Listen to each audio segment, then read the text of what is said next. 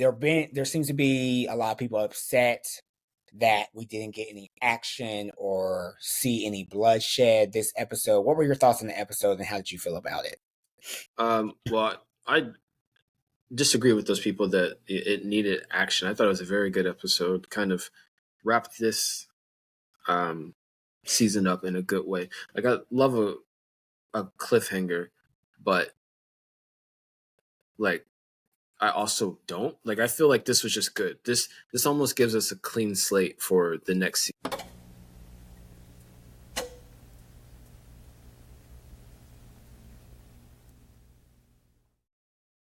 Hello, and welcome to another episode of Is It Stream Life podcast with Brandon and Lorin. It is the first official full week of August, right? Yeah.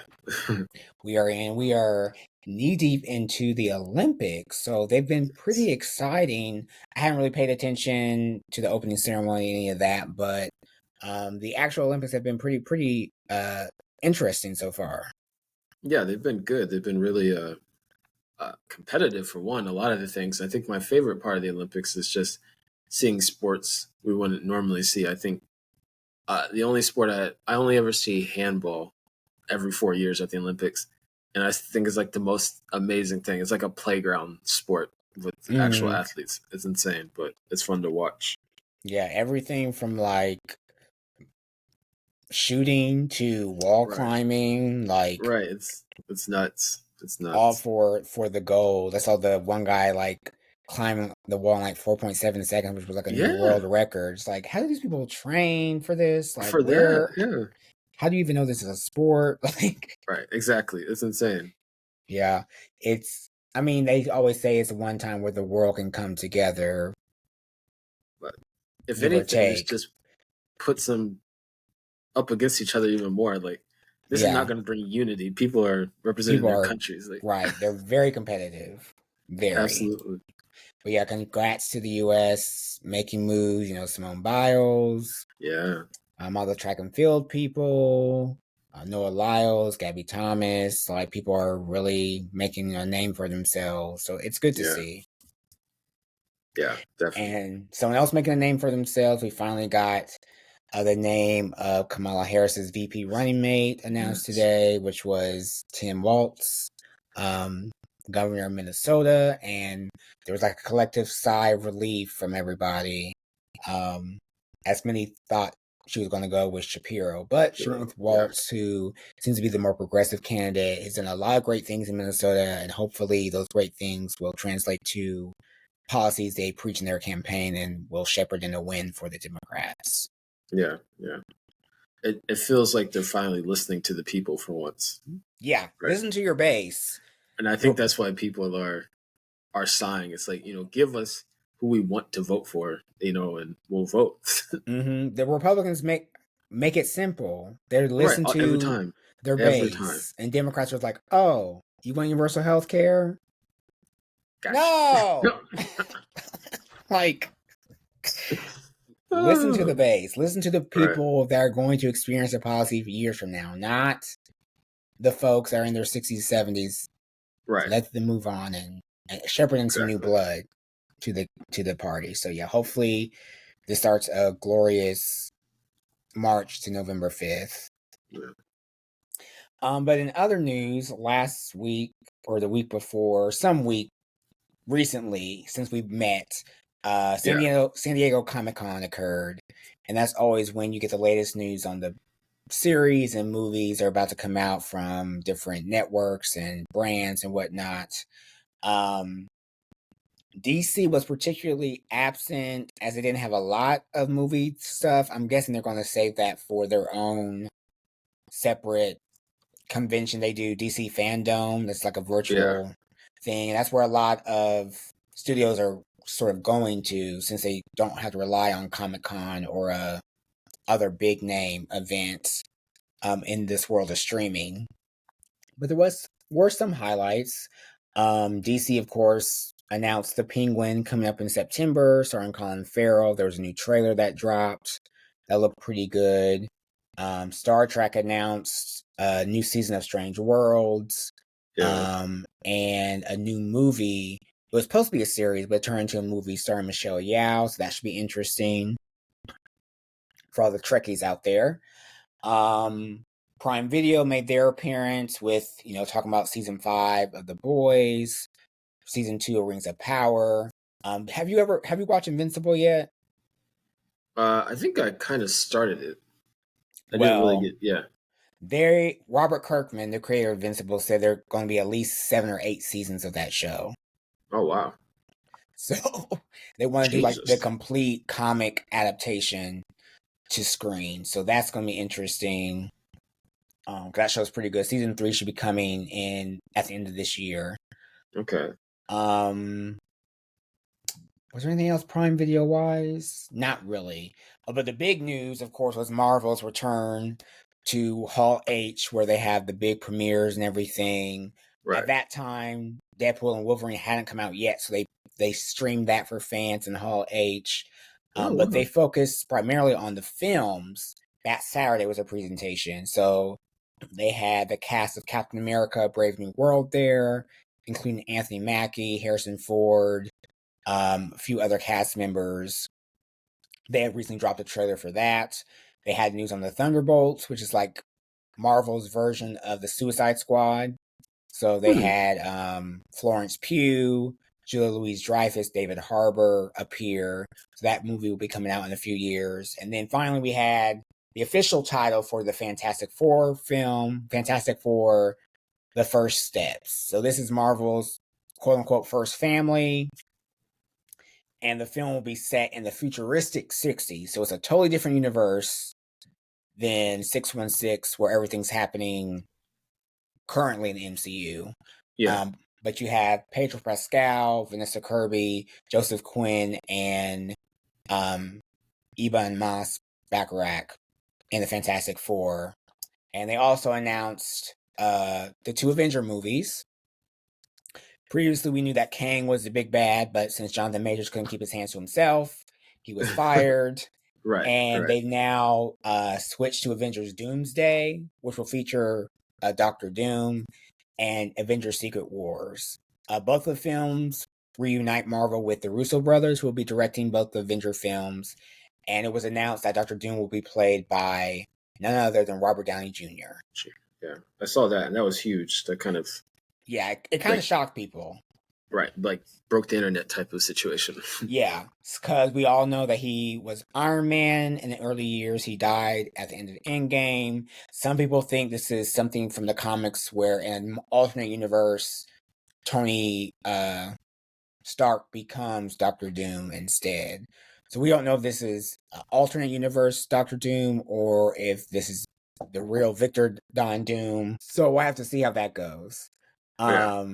People were divided. Like, I get people wanted a new actor to play Doctor Doom since he's such a high-profile villain. Right. And then other people just got hard because it was, Robert again. So we'll see how that goes. That should be interesting. Yeah, but the first movie will be Captain America: Brave New World early next year. This will be sort of like a reset for Marvel since they kind of stumbled with the multiverse saga and everything. They're hoping to kind of refresh things with these next set of movies. So it should be interesting. Yeah, that's and this is probably spread out like what over the next decade or so. I think the next at least 2027. Okay. Oh wow, that is a lot very soon. Yeah, but it's not as many as they had originally planned. Like there's a lot less feature films because I think there's of course dates that have been announced with nothing on them. Blade is still set for 2026 or something like that, even though it doesn't have a director right now. And of course, people are waiting the X-Men to enter somehow. So there's still a lot going on, but right now, this is for the immediate future. Wow. That's interesting. And for that, we'll go ahead and get into our feature presentation where we are talking about House of the Dragon Season 2.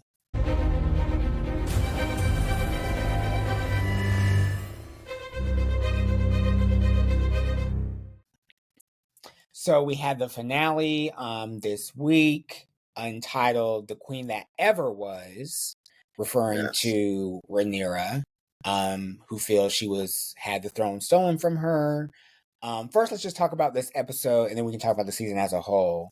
There seems to be a lot of people upset that we didn't get any action or see any bloodshed this episode. What were your thoughts on the episode, and how did you feel about it?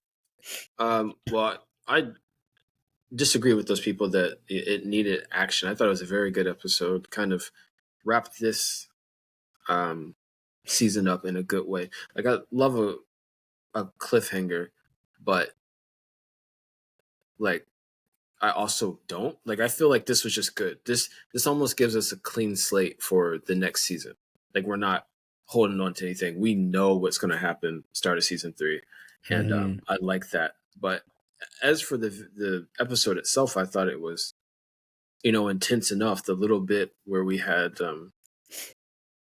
finding the new writers and all these different things with the new dragons, the dragon that's off in the wilderness somewhere that the young girl finds and everything, and all this different stuff that's kind of coming together. The situation with Damon and his dreams and visions and everything, and so I thought it brought a lot of stuff to a good conclusion, and I thought that was better. It good enough that it didn't need action.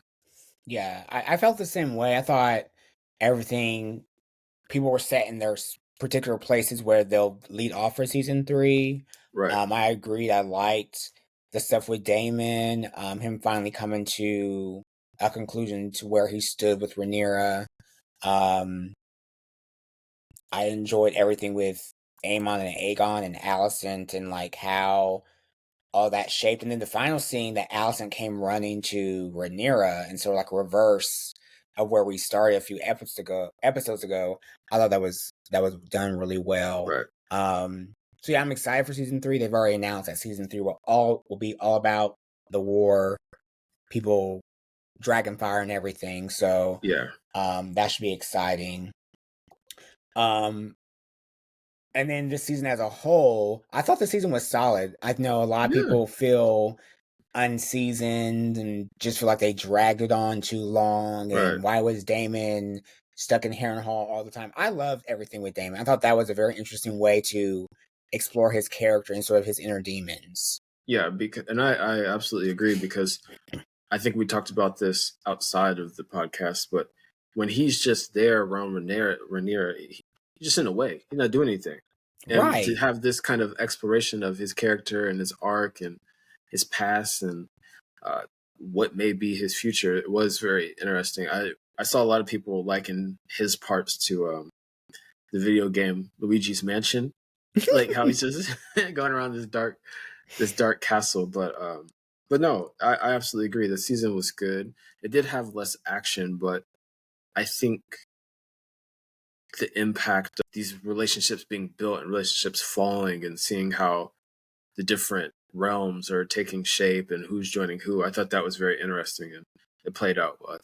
I enjoyed it.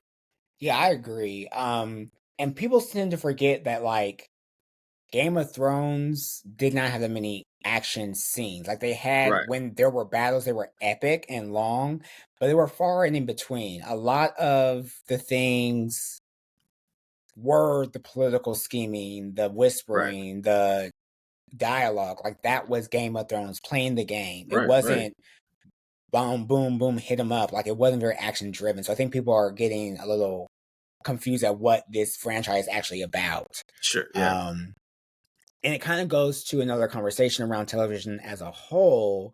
There was a lot of people upset that there's so much time between seasons of TV now. Before, yeah, not only would you get 22 episodes, you get the next season within 6 months or so. And now, I guess because production is so much more elaborate and other things, that there's a year or two between a season of television, especially the prestige TV. And, people forget there was a pandemic that changed a lot of the way they do yeah, things. There was a strike that changed other things. And the money just isn't as there like it used to be. Um, so I don't know what they want studios to do. yeah. I I can understand it. in a way, it is annoying to have to wait 2 years, but at the same time, when you finally do get the show, it makes it so worth it. So that's always something to kind of look forward to. But yeah, I completely agree. Things have just changed in how they're made, and um, not only just the production side.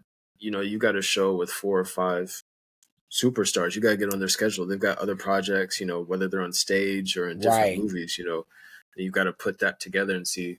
But yeah, I think it's just a thing of patience, and I think it goes back to streaming. People are so used to getting everything that they wanted to push of a button, and just that doesn't happen. Then they go into panic mode. It's like, why need more right now? Right? Like, it's like, just Exactly. wait. Yeah. And I think a lot of it is just the changing of the industry. You know, TV used to be littered with, character actors and stars of the small screen, to Right, where those more theatrical faces kind of stayed in the movie realm.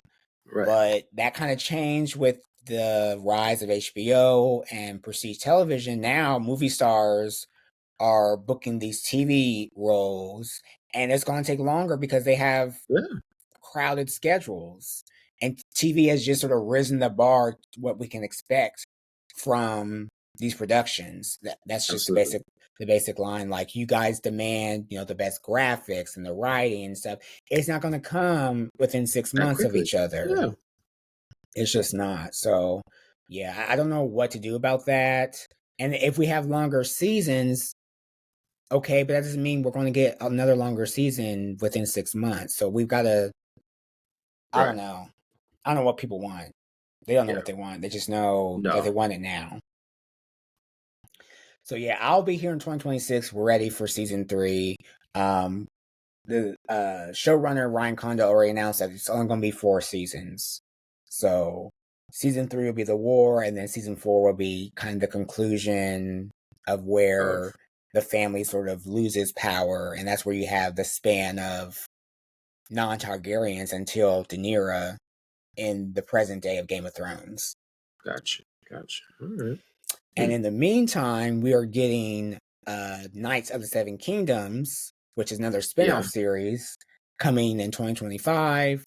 And George R. R. Martin's already said there's at least 6 or 7 other Game of Thrones shows in development. Jesus, that's too many. Yeah, but HBO in this day and age, it's all about IP. So Game of Thrones is Right. now their Law and Order. Like, they're Yeah, going to absolutely. churn that shit out like rice. Yep. Yeah, so it's going to be very interesting to see what lands and what doesn't, but they're banking on it. Hmm. Um, so it's going to be interesting to see. Yeah, it should be. Any standout moments in this season? For me, it was everything with Damon, particularly. I agree. I like the talking about Damon. I like the inclusion of the woman with the dark hair. I cannot think of her name. Just kind of that Uh huh. mystic character. I thought that was really good. Those few episodes where she was a big part. Like, was she the one doing it, and what's going on, what's happening, and then we Mm-hmm. get to see what's happening and what's causing all of it. But then I'm trying to think of anything else that really stood out. Um, Oh, I also like the inclusion more of the kind of the people that deal with the sea, like the sailors, and we get more into their world. And this Yeah. season felt like we dove more into everybody. It was interesting to learn about different people, whether it was the people at what was it, Harrenhal, the really broken Mm-hmm. down kind of castle where Damon was, um, the river people, just everything. I thought it was very Yeah. good. It felt like the universe sort of grew, so we weren't just focused Exactly. on King's Landing like in season one. We got the Right. small folk. We saw how the choices in the kingdom's council room affects everyone else. It was a very Right. interesting and inclusive season, I thought. So yeah, I enjoyed the season. I'm ready for season three, Yeah. so bring it on. Absolutely.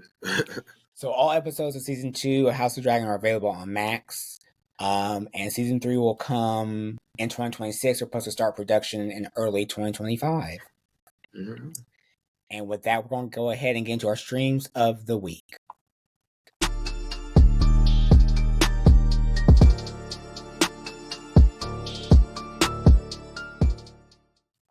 All right, so last week I did a big thing and went to the movies and saw Deadpool and Wolverine. It was fine. I'm not the biggest Ryan Reynolds fan, nor was a big fan of the Deadpool films because Right. that style of comedy kind of grows old on me really quickly. Yeah, it's kind of cheesy after a while.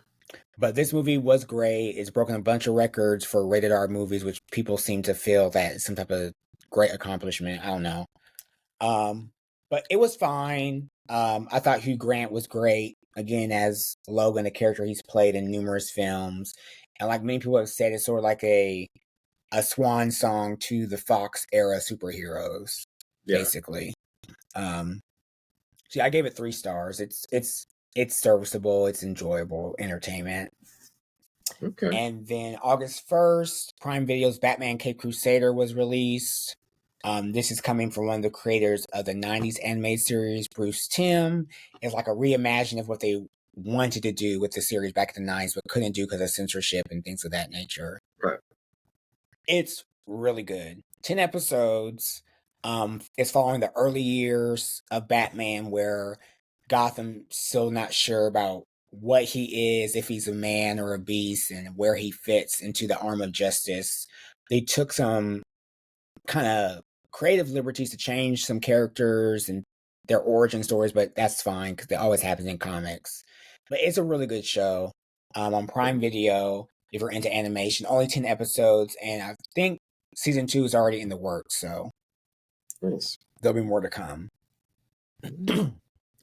Well, for me, I got into a couple shows that both came out around the same time on Netflix, and one of them is Cleo, which is a German show, and I think I've talked about this a few times on here, but it takes place right after the fall of the Berlin Wall, so you've got this free West Germany and East Germany that's still kind of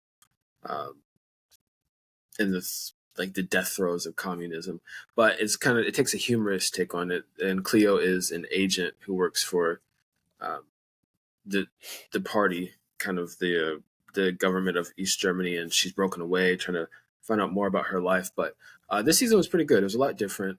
It wasn't as good as the first one, but it still kind of kept you in there. And another one of the shows, obviously, I don't speak German, so I had to read subtitles, but I don't know. To me, that keeps me more engaged, having to read subtitles. And then the second one was called I'm going to pronounce it the Decameron.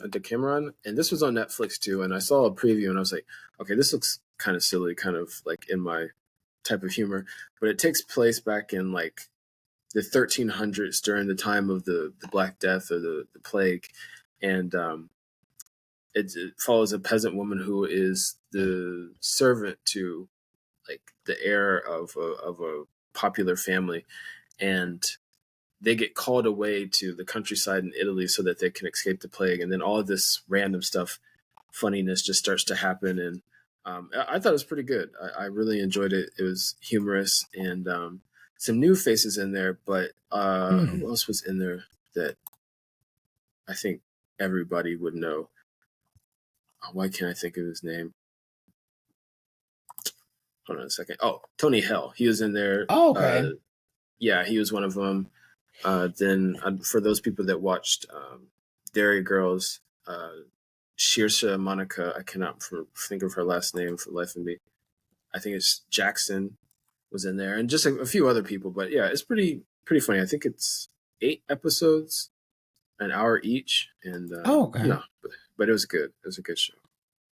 Gotcha. I saw it promoted quite a bit. Yeah, it was good. I liked it. All right, we'll get into what we're watching. We already discussed House of the Dragon, but the latest episodes of Evil. So episode 10 would have been the season 4 finale if it had been canceled. So okay. The episode where the police came to Kristen's door and was like, "You're the next of kin. Do you want this baby or not?" That should have been the season 4 finale, and we would have waited for season 5. So they had to quickly film 4 more additional episodes to wrap the story up, since it was canceled. So that's what we're getting now. So we had Fear of the Future Right. this past week, which is a very interesting episode. Yeah, it was interesting is a good way to describe it. Yeah. I know some folks' feedback was it feels a little knee jerky with some of the decisions some characters make, but like I said, they weren't expecting to be canceled. And this is Right, yeah. Robert and Michelle King trying to rush to find a solution to a show that they, I think, want at least 2 more seasons to complete the story at least.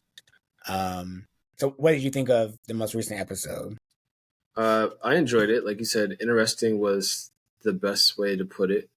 Um, it it was. It felt like it was just kind of all over the place. I thought the Lauren lady or whatever she said her name was before she said that she was Lauren, um, was interesting. And for a while there, I was like, hold on, is she really from the future?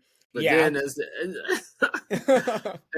the episode went on and all that happened, I thought that was a pretty interesting development. But yeah, there was a lot to take in this episode. Yeah. So the previous episode, we lost Cheryl after Leland pushed her out the window. And since Leland was taken to jail for 2 counts of kidnapping, possible murder, blah, blah, blah, blue, blue, blue. Right. So Kristen became the guardian of Timothy. You also had David try to attempt to kill Leland by doing the remote thing, and they already said you can't do that. He's too powerful because he was once going to be a priest. He's sort of basically like the angels that fell from heaven and became Satan, basically. So yeah, that felt like a perfect wrap for our next season because you don't know if she's gonna keep the baby, like how that develops, seeing the family adjustments, seeing Andy fall into this alleged relationship instead of it happening all of a sudden. Yeah, I'm going to finish the show because I love the show, but I really hate that it sort of had to come to sort of this rushed ending. Yeah. I think it's really interesting to see these 3 characters and how they develop, how they sort of struggle with their faith. Even David in this past episode realizing that like he's there for the priesthood, but we've come to find out he just went to the priesthood because he was in sort of in mourning. Yeah. Not have real devotion. Like faith. Yeah. Right. So it's going to be interesting to see how the next 3 episodes actually conclude the series and what comes next. Yeah, it's still good, and I'm sure these episodes will have some entertaining moments in them. And I do like how they always add in a bit of the humor. Like they just find ways to have the humor and just little pockets in there, like the demon having the wig on when he was in Kristen's room and everything, and all this different stuff. So yeah, it's still one of the best shows on. Oh, absolutely. TV. Period. It didn't get any Emmy nominations this time. I doubt if it gets anything next year. But yeah, it's one of those shows that you could mention to somebody like you need to check the show out. You gotta check this out. But then you'd have to tell them like be patient. Like give it like 2 or 3 episodes. Yeah. And then you'll see what everybody sees because it may come off a little. You could even say like kooky a little bit, but yeah, it's worth it. And that's absolutely true. I remember watching the first 2 episodes. Say, okay, this was a little case of the week, blah blah blah, blue blue blue. And in that 4th episode, I was like, oh. So we're getting into like the actual darkness of the show and sort of the moral grays and things of that nature. Right. So yeah. Alrighty. And what do we want to watch? We both have Unsolved Mysteries down on Netflix. I attempted to watch the first episode and I fell asleep. I forgot that it came out. So yeah, I had to get into it. And it's only 5 episodes, so yeah. We'll have to see how this season kind of builds. For me, I've got season 3 of Bel-Air, which drops on August 15th.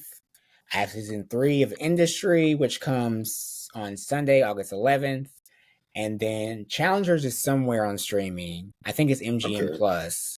So I think I'll try to check that out finally. That's Okay. what's on my list. On mine, like you, I had Unsolved Mysteries. I also have Love Lies Bleeding, the film with Kristen Stewart and oh god, what is her name? Katie O'Brien, who is actually from Indiana, which is kind of cool. Mm-hmm. I want to check that out. And then I also have The Inspection, and this is on Netflix. I'm not sure if you remember this movie, Yeah. but I happened to be scrolling through Netflix's like, oh, what's new type thing, and I remember we spoke about this one, and this stars Jeremy Pope as I think he's like a lieutenant, or he's part of the service, and he's gay, and it becomes kind of a problem within his squadron and everything. So I definitely want to check that out. Yeah, I've been meaning to check it out. I remember it was on Showtime, but I never got to Showtime to Yeah, watch it. So Netflix is where everyone else finds stuff. right. So that's where I'll check it out as well. And stay tuned for more It's a Streamable Life when we reconvene in the next few weeks to talk about new shows and what else is happening in the entertainment world. So until then, keep on streaming. Peace.